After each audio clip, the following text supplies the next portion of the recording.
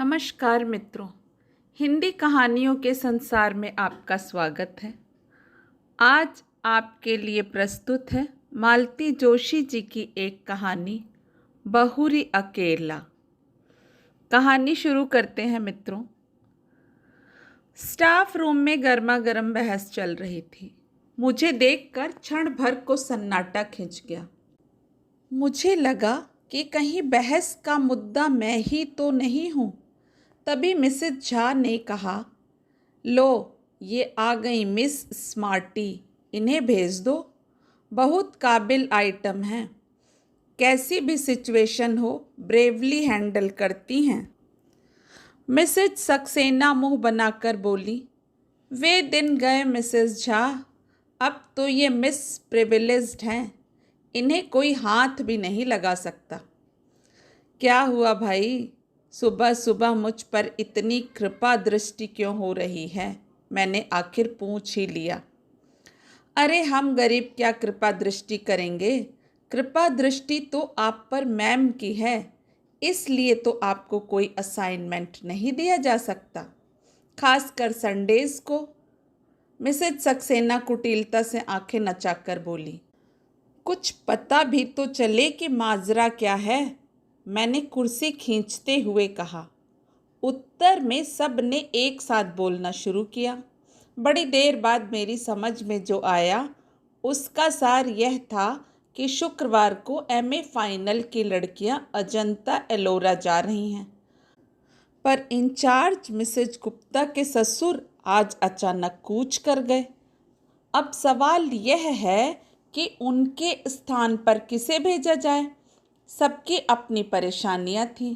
Mrs Saxena की बिटिया viral में पड़ी थी।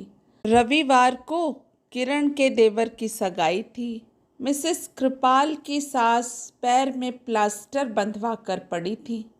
खंडेलवाल के पूरे दिन चल रहे थे। दास गुप्ता के दोनों बच्चों के सोमवार से टर्मिनल शुरू हो रहे थे और बिसारियाँ पहले से छुट्टी पर थीं। स्टाफ में 2-3 अति बुजुर्ग सदस्य थीं जिन्हें इस मिशन पर भेजना बेकार था। एकाएक मुझे याद आया, विभा तो जा रही है ना, या उसके यहाँ भी कोई प्रॉब्लम है? विभा तो जा रही है, पर वह तो खुद बच्ची है, लड़कियों को क्या संभालेगी? कोई जिम्मेदार व्यक्ति भी साथ होना चाहिए। और तुम्हें कोई हाथ नहीं लगा सकता। मैडम की चहेती जो हो, उनकी सख्त हिदायत है कि अंजू शर्मा को छुट्टी के दिन कोई काम न सौंपा जाए। देर से शादी करने का यही तो फ़ायदा है, सबकी सिंपैथी मिल जाती है। मैं चकित सी देखती रह गई। ये सबकी सब मेरी कुलीग्स थीं, सालों से हम साथ काम कर रहे थे। हमेशा कैसी सहज खुली बातें करती हैं। आज पता चला कि सबके मन में कितना जहर भरा हुआ है। उन सबके पास व्यस्तताओं की एक लंबी लिस्ट थी। एक मैं ही फालतू नज़र आ रही थी, पर उनके शब्दों में प्रिविलेज्ड थी, इसलिए सबकी ज़ुबान पर जैसे कांटे उगाए थे। भला हो मिसेज देशपांडे का, मेरा पक्ष लेते हुए बोली, अभी तक तो यही बेचारी सारी बेगार ढो रही थी, अब इसके साथ मैडम थोड़ी सिंपैथेटिक हो गई हैं तो तुम लोगों को जलन हो रही है। अरे यह तो सोचो कि इतनी देर से उसने शादी की है, पति भी साथ नहीं रहते, एक छुट्टी के दिन ही मेल मुलाकात हो पाती है, वह भी तुम लोगों से देखी नहीं जाती। उनकी बुजुर्गियत का ख्याल करके सब चुप हो गई, पर सबके चेहरे पर यह भाव था कि इसने देर से शादी की है तो उसका खामियाजा हम क्यों भुगतें। मिसेज सक्सेना से तो आखिर रहा नहीं गया। बोली, आंटी अब साल भर तो हो गया, इतना तो कोई नई नवेली बहू को भी नहीं सहेजता। मेरा तो जैसे खून खौल गया। आप लोग यही चाहती हैं ना कि इस बार मैं लड़कियों के साथ जाऊं, तो चली जाऊंगी। उसके लिए इतने तानों उल्हानों की क्या ज़रूरत है? और मिस्टर हबी, उनका क्या होगा? उसकी चिंता आपको क्यों हो रही है? That is my problem. उसी तैश में मैं मैडम के कमरे में चली गई और कह दिया कि मिसेस गुप्ता के ना आने से कोई परेशानी हो रही हो तो मैं तैयार हूँ। वे कुछ देर तक मुझे देखती रहीं, फिर बोली, it is very supporting of you. दरअसल मैं तुम्हें बुलाने को सोच ही रही थी। अकेली विभा पर तो भरोसा नहीं किया जा सकता ना। तो आप इतना संकोच क्यों करती हैं ma'am? You are the boss. आप जिसे कहेंगे उसे जाना ही पड़ेगा। आप नहीं जानती आपके इस सौजन्य का लोग कितना गलत अर्थ निकालते हैं। I don't care. मैं तो सिर्फ शर्मा जी के बारे में सोच रही थी। मैं 4-5 बार उन्हें बतला चुकी हूँ कि वे मिस्टर कश्यप हैं, शर्मा नहीं, पर उन्हें याद ही नहीं रहता। अब तो मैंने टोकना भी छोड़ दिया, इसलिए उनके सुर में सुर मिलाकर कहा, आप शर्मा जी की चिंता ना करें, मैं उन्हें फ़ोन कर दूंगी। वे भी सरकारी नौकर हैं, ड्यूटी का मतलब समझते हैं। Okay and good luck to you. घर लौटते समय बहुत हल्का महसूस कर रही थी। अच्छा लगा कि मेरे प्रस्ताव के बाद मैडम के चेहरे पर राहत के भाव उभरे थे, पर ईमानदारी की बात यह थी कि उनसे भी ज़्यादा राहत का एहसास मुझे हो रहा था। पिछले 2 हफ्ते श्रीमान जी नहीं आए थे। आखिरी बार जिस मूड में यहाँ से गए थे, लगता था इस बार भी नहीं आएंगे। 2 रविवार लगातार मैं स्नेही पड़ोसियों की प्यार भरी पूछताछ से तंग आ गई थी। इस हफ्ते फिर वही सब दोहराना संकट लग रहा था। शायद इसलिए आगे बढ़कर मैंने यह जिम्मेदारी ले ली थी। मुझे एक बहाना चाहिए था, सो मिल गया। कभी कभी लगता है मैंने नाहक शादी की। जिंदगी अच्छी भली गुजर रही थी, ना कोई तनाव था ना पछतावा। बस एक शादी की चिंता थी जो मुझसे ज़्यादा मेरे भाइयों को खाए जा रही थी। अपनी भरी पूरी गृहस्थियों के बीच बेचारे एक अपराध बोध के साथ जी रहे थे। बड़े भैया की पिंकी के बीए कर लेने के बाद तो सबके सब जैसे एकदम व्यग्र हो उठे। कम से कम उसकी शादी से पहले मेरी हो जाना लाजमी था। सो श्रीमान कश्यप को घेरा गया। 10 और 12 साल के 2 बच्चों के बाप से शादी करना मेरे लिए कतई रोमांचक नहीं था, पर भाई आश्वस्त थे कि मुझे अपना एक घर मिल गया है। पर उस घर से जुड़ कहाँ पाई, किसी ने मौका ही नहीं दिया। शादी के बाद 4-5 दिन रही थी। बाद में दीपावली पर लक्ष्मी पूजन के लिए गई थी बस। छुट्टियों में वे मुझे 1-आध महीना घुमाने ले गए थे। 1 महीना मुझे भाइयों के पास रहने के लिए कह दिया था। भाइयों के पास तो हर छुट्टी में जाती थी, पर इस बार का अनुभव नया था। पीहर आई बहन बेटी का स्वागत सत्कार लाड़ दुलार पहली बार ही पाया था। शादी के बाद भी मैं तो उसी घर में बनी रही, पर हाँ, मिस्टर कश्यप को जरूर एक अतिरिक्त घर मिल गया था। उनकी सारी छुट्टियां यहीं गुजरती। केंद्र सरकार की नौकरी थी, शनिवार रविवार छुट्टी होती। वे भोपाल से शुक्रवार को इंटरसिटी से आते और सोमवार की सुबह उसी ट्रेन से लौट जाते। साल भर से मेरा दाम्पत्य जीवन इसी तर्ज पर चल रहा था।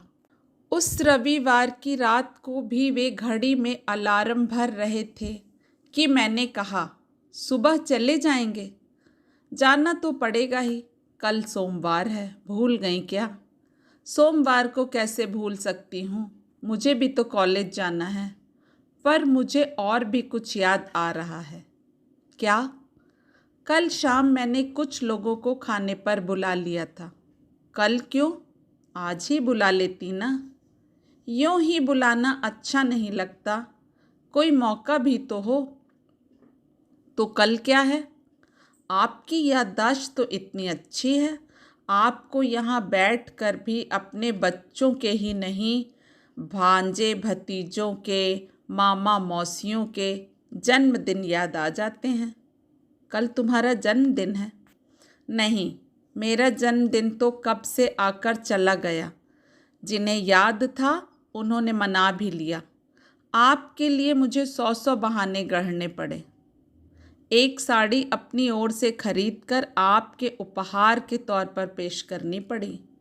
मेरा जन्मदिन आपको याद नहीं रहा, कोई बात नहीं, पर कल की तारीख तो आपको याद रखनी चाहिए, या कि उसका भी आपके निकट कोई महत्व नहीं है। ना चाहते हुए भी मेरी आवाज़ थोड़ी तल्ख हो गई थी। उन्होंने कैलेंडर की ओर नज़र डाली। ओह, कल 11 नवंबर है। मतलब अपनी शादी को 1 साल पूरा हो गया। धन्य भाग, आपको याद तो आया, पर आपने इस तरह मुंह क्यों लटका लिया? मैंने रुकने के लिए कहा ज़रूर है, पर कोई समस्या हो तो रहने दीजिए। सेलिब्रेशन का मूड अगर है तो मैं साथ चलती हूँ, नहीं तो उसकी भी कोई ज़रूरत नहीं है। तुम चलना चाहो तो ज़रूर चलो, उन्होंने कहा, पर स्वर में कोई आग्रह नहीं था। ऐसा है कि बच्चों की परीक्षाएं चल रही हैं। मंगलवार को शौनक का गणित का पेपर है, इसलिए मेरा कल जाना ज़रूरी है। सेलिब्रेशन से मेरा मतलब किसी पार्टी से नहीं था। हम सब मिलकर बाहर खाना खा सकते थे या एक आध पिक्चर देख सकते थे। बच्चों की परीक्षाएं चल रही हैं तो कोई बात नहीं, हम लोग दिन भर साथ ही रह लेते। यह प्रस्ताव आपकी ओर से आता तो मैं उतने ही में खुश हो जाती, पर आपको तो याद ही नहीं था। आपको अम्मा जी के ठाकुर जी तक की याद रहती है। पिछली रामनवमी और जन्माष्टमी पर श्रृंगार का सारा सामान यहीं से ले गए थे। बस आपको मेरा जन्मदिन या अपनी शादी की सालगिरह याद नहीं रही। बार बार बच्चों का अम्मा का ताना क्यों दे रही हो? वे लोग मेरी जिम्मेदारी हैं और मैं क्या हूँ? सिर्फ ज़रूरत। कैसी ज़रूरत, यह भी बताना पड़ेगा। कुछ देर तक कमरे में भीषण स्तब्धता छाई रही। फिर मैंने ही कहा, आप बच्चों के सामने एक आदर्श पिता बने रहना चाहते हैं, इसलिए मुझे तरजीह नहीं देते, जानती हूँ। इसलिए आज तक आपने मेरे स्थानांतरण के लिए प्रयत्न नहीं किया। आश्चर्य तो यह है कि अम्मा जी ने भी कभी इसके लिए जोर नहीं दिया। Please leave my mother alone. मैं उन्हें कोई गाली थोड़े ही दे रही हूँ, एक बात कह रही हूँ। कोई भावुक महिला होती तो कहती, बहू तुम आकर जल्दी से अपना घर बार संभालो और मुझे छुट्टी दो। पर वे बड़ी प्रैक्टिकल हैं, उन्हें यही व्यवस्था रास आ गई है। घर में उनका एक छत्र शासन भी बना रहता है और बेटे को कोई परेशानी भी नहीं होती। वह आदर्श बेटा बना रहता है, आदर्श पिता बना रहता है, और उसकी साप्ताहिक आनंद यात्रा भी निर्विघ्न चलती रहती है। आनंद यात्रा? वाह, तुम क्या सोचती हो?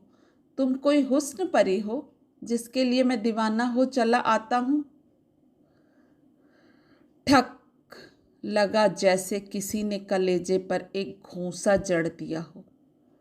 बड़ी मुश्किल से मैं उस पीड़ा को जज्ब कर पाई। फिर अत्यंत कसैले स्वर में कहा, मैं हुस्न परी होती तो 34 साल तक अनब्याही न बैठी रहती और ना ही 2 बच्चों के बाप से शादी करती। यह बात कहने के साथ ही मैं दीवार की ओर मुंह करके लेट गई थी, इस कारण उनका चेहरा नहीं देख पाई, पर वह जरूर स्याह पड़ गया होगा। वे उस रात कब कहाँ सोए मैं नहीं जानती। सुबह अलार्म बजा था पर मैं नहीं उठी।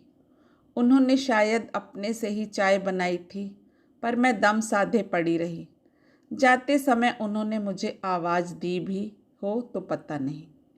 सुबह उठी तो लगा जैसे एक भयानक स्वप्न देखकर जागी हूँ। उसके बाद आज तीसरा शुक्रवार है, जनाब की कोई खबर नहीं। रूठ कर गए हैं, सोचा होगा मना लेगी।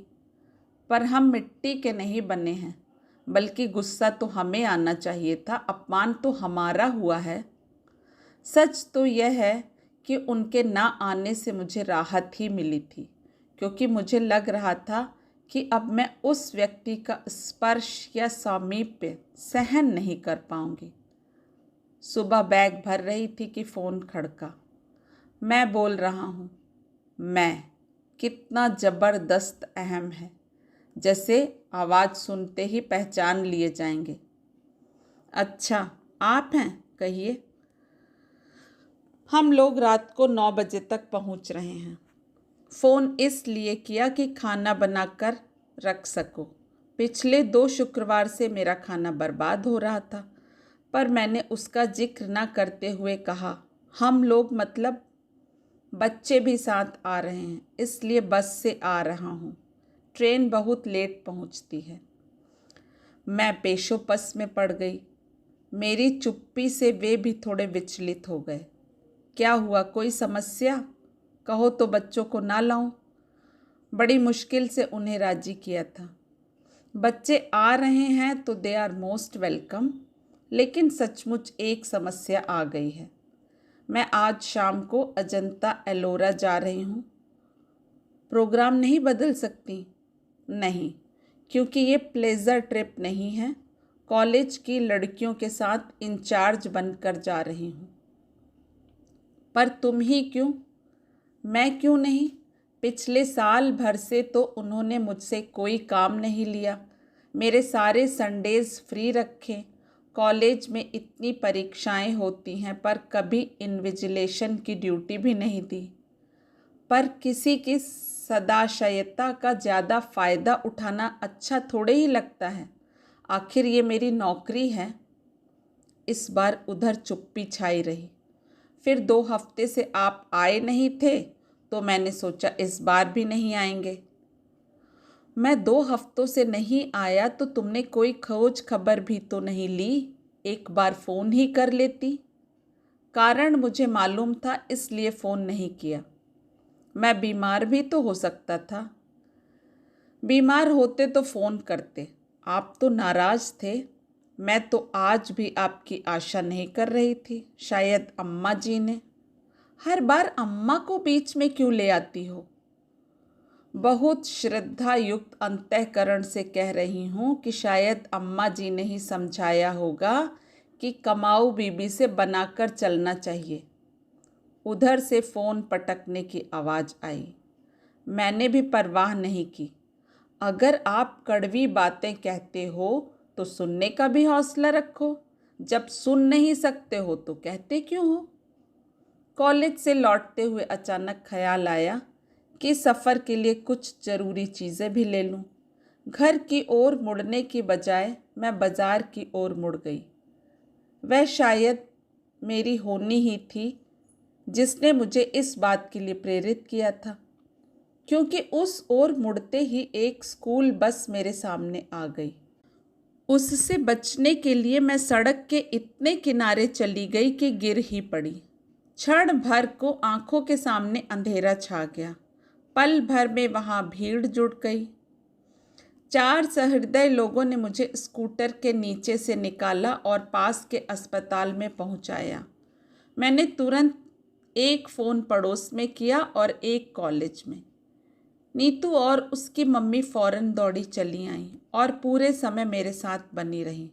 कॉलेज में फ़ोन करने का मेरा उद्देश्य सिर्फ यह था कि लोग मेरे भरोसे न रहें, पर खबर मिलते ही प्रिंसिपल मैडम भी 2-3 लोगों के साथ आ गईं और जाते समय अपनी कार वहीं छोड़ गईं। रात 10 बजे जब घर लौटी तो मेरे बाएं हाथ में प्लास्टर था, बाएं पैर की पिंडली में 6-7 टाँके थे और घुटने और कंधे पर खरोंचें थीं। सौभाग्य से सिर पर कोई चोट नहीं थी, पर वह बेतरह घूम रहा था। घर आते ही पस्त होने से पहले मैंने बड़े भैया को फ़ोन लगाया। मेरे कुछ कहने से पहले वे ही बोल उठे, इतनी देर तुम कहाँ थी? मैं कब से फ़ोन लगा रहा हूँ। उनके स्वर में उल्लास फूट पड़ रहा था। मैंने अपनी बात कुछ देर को मुलतवी करके कहा, थोड़ा बाजार तक गई थी, पर आप मुझे क्यों ढूंढ रहे थे? अरे वो बीकानेर वाले पिंकी को देख गए थे ना, उनके यहाँ से हाँ आ गई है। अरे वाह, बधाई। लड़का 3 महीने के लिए जापान जा रहा है, इसलिए माँ के साथ एक बार मिलने आ रहा है। मेरी इच्छा थी कि कल तुम दोनों भी आ जाते तो लड़के को देख लेते। दरअसल क्या है भैया कि मैं कॉलेज की लड़कियों के साथ टूर पर जा रही थी तो इन्हें आने के लिए मना कर दिया था। कब जा रही हो? आज ही जाना था, पर पता नहीं कैसे स्कूटर से गिर पड़ी। पट्टी वगैरह करवा कर अभी लौटी हूँ। ज़्यादा चोट तो नहीं आई? चोट तो ज़्यादा नहीं आई है, पर आना ज़रा मुश्किल लग रहा है। खैर कोई बात नहीं, टेक केयर। इन लोगों से मैं निपट लूँ, फिर आता हूँ। नीतू मुझे देखती रह गई। यह क्या, आपने ठीक से बताया क्यों नहीं? वे बिटिया का रिश्ता तय कर रहे हैं, इस समय मैं उन्हें डिस्टर्ब नहीं करना चाहती। जीजा जी को तो फ़ोन कर दिया होता। नहीं रे, यहाँ नहीं आना था, इसलिए उन्होंने टूर प्रोग्राम बना लिया था।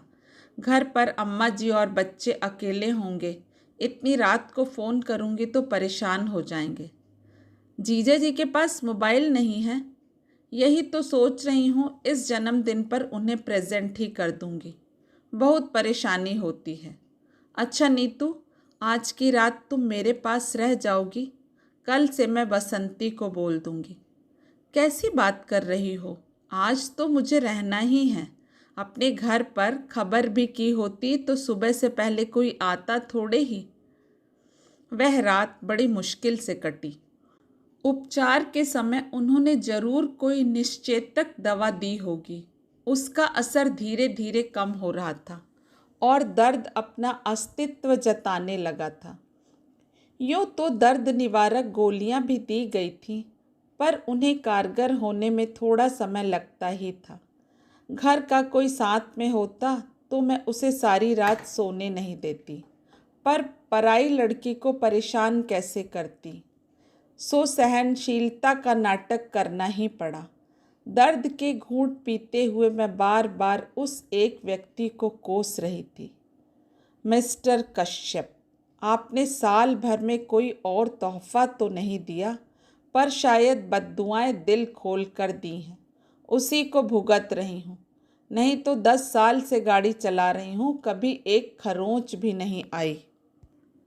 मुश्किल तमाम रात के तीसरे पहर थोड़ी सी आंख लगी, पर नीतू ने 7 बजे ही चाय के लिए जगा दिया। उसका कहना भी ठीक था। बोली, आप हाथ मुंह धोकर तैयार हो जाइए। अड़ोस पड़ोस में खबर लगते ही आने वालों का तांता शुरू हो जाएगा। आप परेशान हो जाएंगी। फिर उसी ने मेरे हाथ मुंह धुलवाए, बाल ठीक किए। उसी की मदद से मैंने कपड़े बदले। फिर उसने मेरे हाथ में कॉर्डलेस थमाकर मुझे सोफे पर लाकर बिठा दिया। आसपास तकिए लगाकर ऐसी व्यवस्था कर दी कि मैं अधलेटी रह सकूं। बोली कि हर किसी को बेडरूम तक लाना ठीक नहीं लगता। उसका तर्क ठीक था, और जैसा कि उसने कहा था, 8 बजे से आने वालों का सिलसिला जो शुरू हुआ 10 साढ़े 10 तक चलता ही रहा।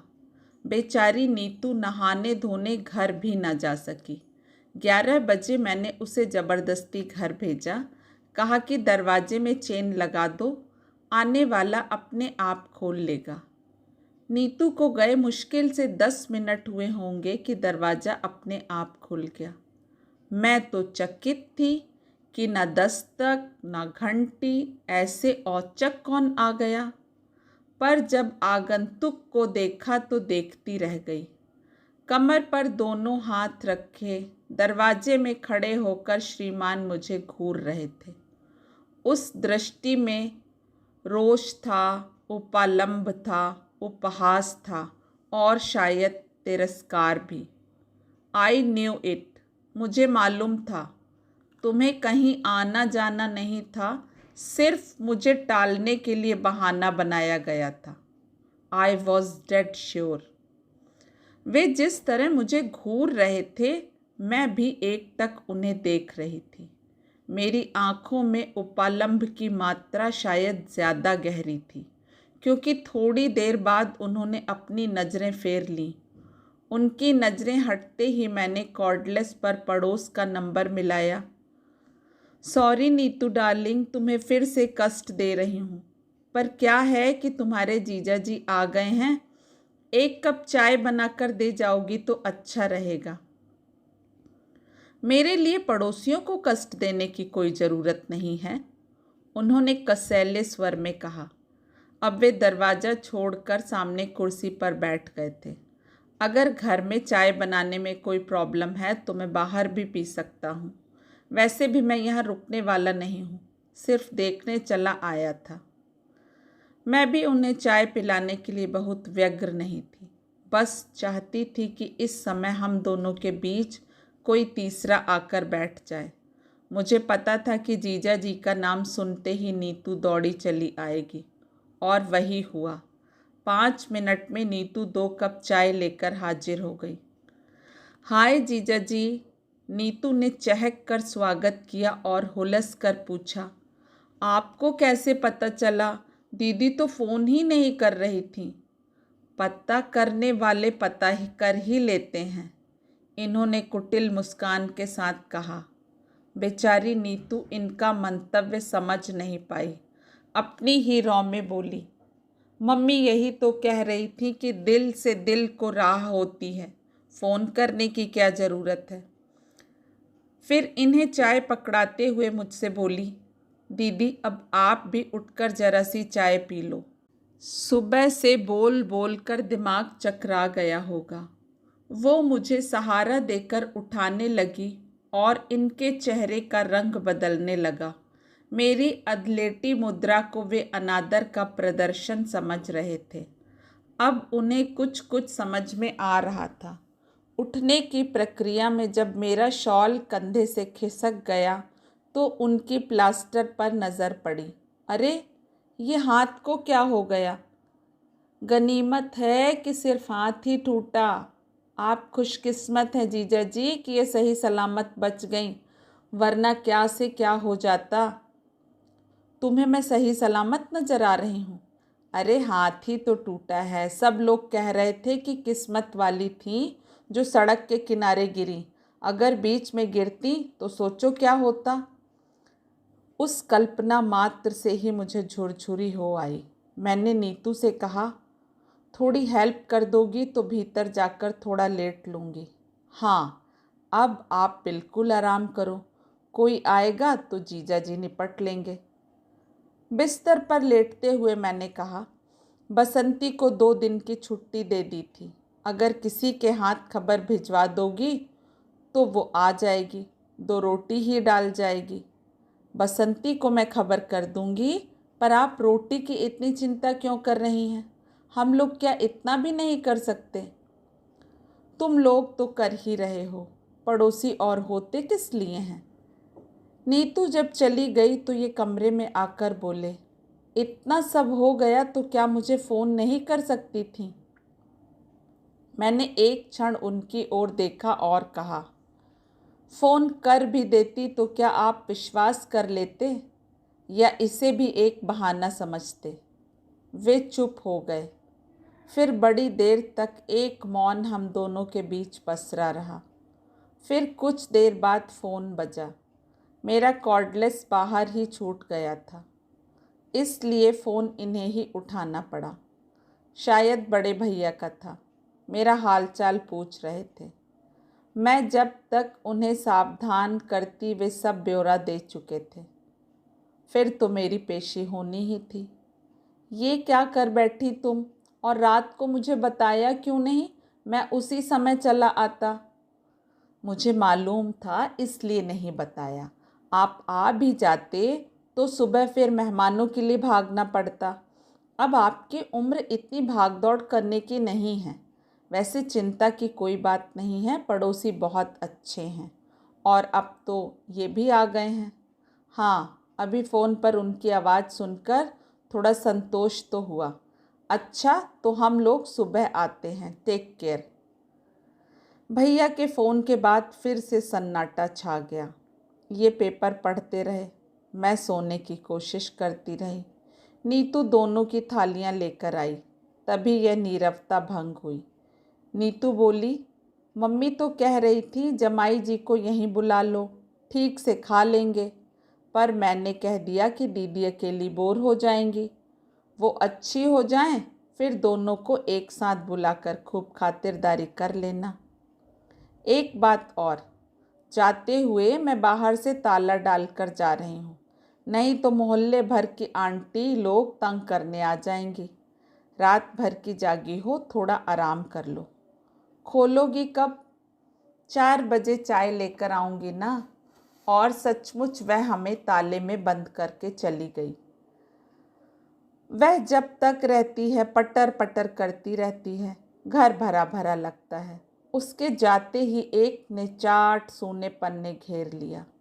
उस असहज एकांत से निजात पाने के लिए मैंने कहा, आप तो आज ही जाने वाले थे ना, तो दिन में निकल जाते, रात में ठंड से परेशान हो जाएंगे। वे एक क्षण मुझे घूरते रहे, फिर बोले, मुझे क्या इतना गया गुजरा समझ लिया है कि तुम्हें इस हाल में छोड़कर चला जाऊंगा। एक तरह से बात यहीं पर एक अच्छे बिंदु पर समाप्त हो जानी थी, पर मन में तो प्रतिशोध की आग धधक रही थी।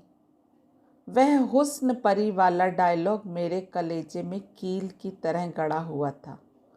उसी ने मुझे चुप नहीं बैठने दिया। मैंने बड़े नाटकीय अंदाज में कहा, मेरी ऐसी हालत है तभी तो कह रही हूँ, रुक कर क्या करेंगे। वे अवाक होकर मुझे देखते रह गए। What do you mean? कुछ नहीं, एक पुरानी बात याद आ गई। एक बार आए थे और मैं, संकोच के मारे मैं क्षण भर को चुप रह गई। उस दिन आप कितना नाराज हुए थे, कहा था कि फ़ोन तो कर देती, बेकार में 200-250 रुपए का चूना लग गया।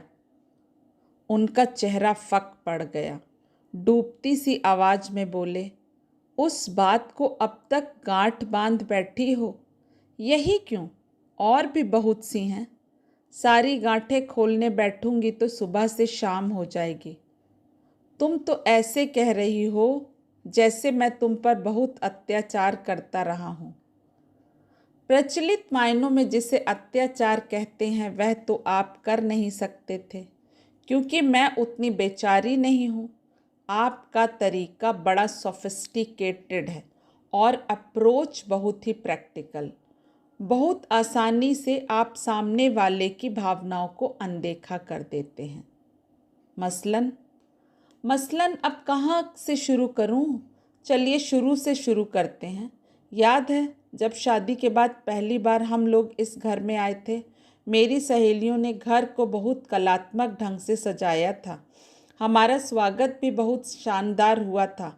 हार, फूल, संगीत, उपहार, मिठाई, और लोग इतने कि पैर रखने की जगह नहीं थी। उसके बाद जब हम अकेले हुए तो आपका प्रश्न था, फ्लैट तो बहुत सुंदर है, कितने का पड़ा? क्या मुझे यह पूछने का हक नहीं था? जरूर था, पर आपकी टाइमिंग गलत हो गई। उस निभृत एकांत की अवहेलना कर आप इंदौर और भोपाल की कीमतों की तुलना करते रहे। बातों बातों में आपने यह भी पूछ लिया कि मैंने लोन बैंक से उठाया था या जीपीएफ से लिया था, और यह भी कि किश्तें पट गई हैं या कि अभी बाकी हैं। मेरे ख्याल से मुझे यह भी पूछने का हक नहीं था। हक 100% है, पर यह विषय उस दिन के लिए नहीं था। मुझे मालूम है मेरी शादी में मेरी नौकरी, मेरा वेतन, मेरा फ्लैट प्लस पॉइंट थे, पर वे ही अहम मुद्दा होकर रह जाएंगे और मैं गौड़ हो जाऊंगी, यह नहीं सोचा था। अगली बार जब आप आए तो आपने नॉमिनेशन के बारे में पूछा था। मैंने दोनों भाइयों के बेटों को फ्लैट और जीपीएफ के लिए नॉमिनेट किया था। आपने कहा कि अगर नामांकन बदलना है तो फुर्ती करनी होगी, नहीं तो बाद में बहुत परेशानी होती है। इसमें गलत क्या था? सरकारी दफ्तर में काम करता हूँ, रोज़ देखता हूँ कि लोग बाद में किस तरह परेशान होते हैं। मैं भी जानती हूँ, पर महीने भर पहले ब्याही औरत भविष्य के सपने देखती है। उसे वसीयत के बारे में सोचना ज़रा अच्छा नहीं लगता। बदली हुई परिस्थिति में शायद मैं खुद इस विषय में पहल करती, पर आपकी उतावली देखकर वितृष्णा हो आई। इसके बाद तो शोषण का एक अनवरत सिलसिला शुरू हो गया। मेरे टेलीफोन का बिल दुगना तिगुना आने लगा। सब लोग छेड़ते कि रात रात भर मियाँ से बात करती होगी। उन्हें क्या पता कि मियाँ ने घर पर बात करने के लिए एकदम मना किया हुआ है, और दफ्तर में बात करना मुझे अच्छा नहीं लगता। उन्हें कैसे बताती कि यहाँ आकर श्रीमान को सारे दोस्तों के, भाई भतीजों के जन्मदिन याद आ जाते हैं। सारे रिश्तेदारों की मिजाज पुरसी और मातम पुरसी यहाँ से होती है। यह तो शायद तुम्हें भी पता होगा कि लॉन्ग डिस्टेंस कॉल संडेज़ को सस्ती पड़ती हैं, और अक्सर संडेज़ को मैं यहीं होता हूँ। हाँ, मुझे पता है, और मुझे यह भी पता है कि इंदौर का कपड़ा मार्केट बहुत अच्छा है, इसलिए चादरें और पर्दे यहीं से खरीदना चाहिए। यहाँ के रेडीमेड गारमेंट्स की मंडी भी बहुत मशहूर है, इसलिए बच्चों के जन्मदिन के कपड़े यहीं से लेना चाहिए। यहाँ जब तब गर्म कपड़ों की सेल लगती है, इसलिए अम्मा जी के लिए शॉल और स्वेटर यहीं से जाएगा। इसके अलावा और भी फरमाइशी चीज़ें हैं, जैसे फरियाली सामान, नमकीन, राहुल के लिए कैमरा, एटलस, रीना के लिए बारबी का सेट, कलर बॉक्स वगैरह। और मुझे यह भी मालूम है कि आपने घर पर यह कभी नहीं जताया होगा कि ये फरमाइश कौन पूरी कर रहा है। देखो, ज़्यादा एहसान जताने की ज़रूरत नहीं है। हिसाब लगाकर रखना, अगली बार आऊँगा तो सब चुकता कर जाऊँगा। हिसाब करने की ज़रूरत नहीं, क्योंकि यह सब मैंने अपने घर के लिए, अपने बच्चों के लिए किया था। जिस तरह शादी के बाद यह घर आपका हो गया, मैंने सोचा कि वह घर भी अब मेरा ही है, इसलिए एहसान की कोई बात नहीं है, बात अधिकार की है। राहुल को जन्मदिन पर डांस करना था, आप यहाँ का म्यूजिक सिस्टम ले गए। बच्चों को गर्मियों में पिक्चर्स देखनी थी, आप यहाँ से वीसीडी प्लेयर ले गए। बार बार बिजली गुल होने से बच्चों की पढ़ाई हर्ज होती थी, इसलिए मेरा इमरजेंसी लैंप भी भोपाल ले गए। मैं शिकायत नहीं कर रही हूँ, आपको अधिकार था और आपने उसका उपयोग किया, पर यह तो वन वे ट्रैफिक हो गया। मुझे तो कोई अधिकार मिला ही नहीं, मेरा तो सिर्फ एक्सप्लॉयटेशन किया गया। वाह, सुनने में बुरा लगता है ना? शोषण कहूँगी तो और भी बुरा लगेगा, पर मेरे साथ यही हो रहा था और वह मेरी समझ में आ भी रहा था। पर मैंने मन को बहला लिया था कि मैं घर की किश्तें चुका रही हूँ, घर जिसकी मुझे अरसे से तलाश थी, घर जो रिश्तों की मजबूत ज़मीन पर खड़ा हो, घर जो आपसी सामंजस्य और सद्भाव के सहारे टिका हो। पर वह घर तो मुझे मिला ही नहीं, आपने दिया ही नहीं। देखो, तुम्हारी तरह मैं साहित्यिक भाषा तो बोल नहीं सकता, लेकिन आप खूब बोल सकते हैं। आपका हुस्न परी वाला जुमला तो अब तक मेरे कलेजे में गड़ा हुआ है। कल रात भर मैं दर्द के मारे सो नहीं पाई थी, पर यह दर्द उस दर्द के मुकाबले कुछ नहीं था जो उस रात आपने मुझे दिया। ये घाव तो कल को भर भी जाएंगे, पर यह घाव ताउम्र हरा रहेगा। और आज तो आपने कमाल ही कर दिया। आज आज मैंने क्या किया? वे हैरान थे। आज आप सिर्फ मेरे सच को परखने यहाँ चले आए। मान लो मैं चली ही गई होती तो आपकी क्या इज्जत रह जाती, या मेरी ही क्या इमेज बनती? आपकी तो यह दूसरी शादी है। इतना तो आप भी समझते होंगे कि दाम्पत्य का आधार होता है विश्वास। और मिस्टर कश्यप, आपने उसे ही नकार दिया। फिर शेष क्या रहा? तभी दरवाज़ा खड़का। नीतू शायद चाय लेकर आई थी। हम दोनों अच्छे बच्चों की तरह चुपचाप बैठ गए। वैसे भी बोल बोल कर मैं इतना थक गई थी कि कुछ देर आंखें बंद करके लेटने को जी चाह रहा था। और चाय पीकर मैं सचमुच लेट गई। नीतू बोली, जीजा जी शाम को क्या खाना पसंद करेंगे बताइए। व्यंग्यपूर्ण मुस्कुराहट के साथ बोले, मैं गरीब क्या बताऊंगा, अपनी दीदी से पूछो। गेस्ट ऑफ ऑनर तो वे हैं।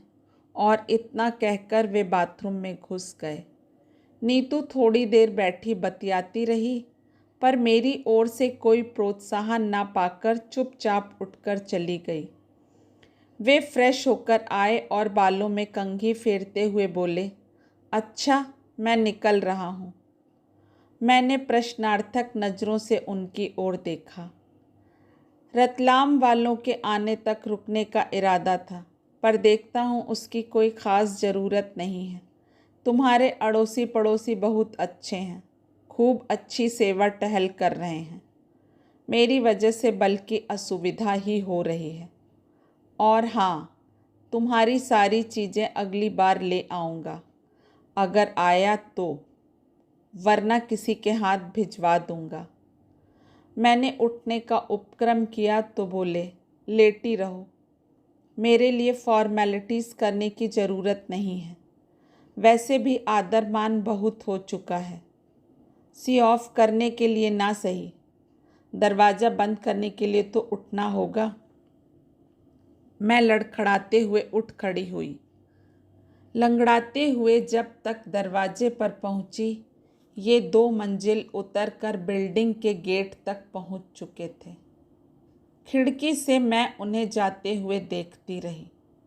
फिर मैंने बहुत मुश्किल से दरवाज़ा बंद किया। इतने से श्रम से मैं हाफ गई थी। देर तक बंद दरवाजे के सामने वहीं खड़ी रही जहाँ से मैंने उन्हें जाते हुए देखा था। मुझे लगा वे मेरे घर से ही नहीं, जीवन से भी चले गए हैं। अलविदा मिस्टर कश्यप, मैंने कहा। आज से मेरे घर और मेरे मन के दरवाजे आपके लिए बंद हो चुके हैं। घर का दरवाज़ा तो शायद कभी मजबूरी में खोलना भी पड़ेगा, क्योंकि इस शादी को इतनी आसानी से मैं नकार नहीं सकती। इसके लिए मेरे भाइयों ने बहुत सारा श्रम और पैसा खर्च किया है। इसलिए इस शादी को तो मुझे ढोना ही पड़ेगा। पर मेरे मन का दरवाज़ा अब आपके लिए कभी नहीं खुलेगा, कभी नहीं। मित्रों, आशा करती हूँ कहानी आपको पसंद आई होगी। मालती जोशी जी की कहानियाँ होती ही इतनी अच्छी हैं। आप सभी लोगों को अपना कीमती समय देने के लिए बहुत बहुत धन्यवाद। और कृपया मेरे चैनल को सब्सक्राइब करना ना भूलें